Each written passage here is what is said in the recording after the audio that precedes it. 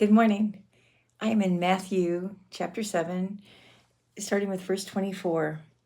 Therefore, everyone who hears these words of mine and puts them into practice is like a wise man who built his house on a rock.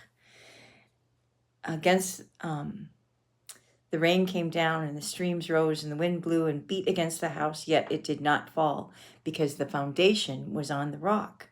But everyone who hears these words of mine and does not put them into practice is like a foolish man who built his house on sand. The rain came down and the streams rose and the winds blew and beat against the house, and the house fell with a crash.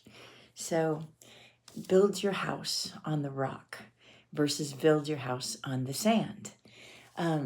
The rock is the word of God. So when I quit drinking and decided to turn my life over to Christ, because I had that revelation about 20 some years ago, I had called myself a Christian before, but it was more like I went to church on Sunday and I believed Jesus for my death, but I didn't know how to live with him in my life.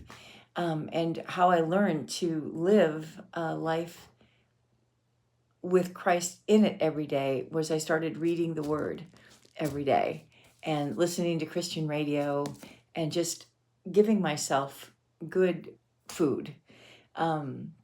Whatever we listen to on the radio, on the television programs or YouTube, whatever it is, whatever we feed ourselves comes out.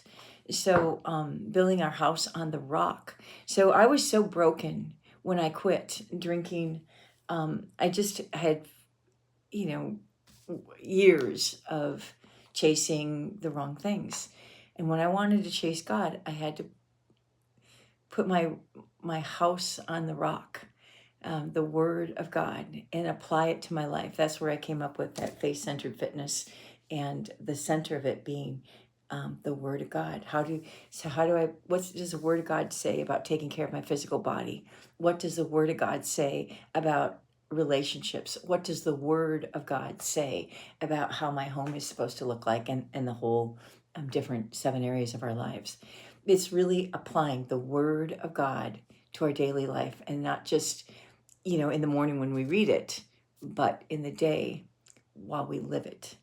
And we do that when we speak life to each other. We can speak the word of God to each other.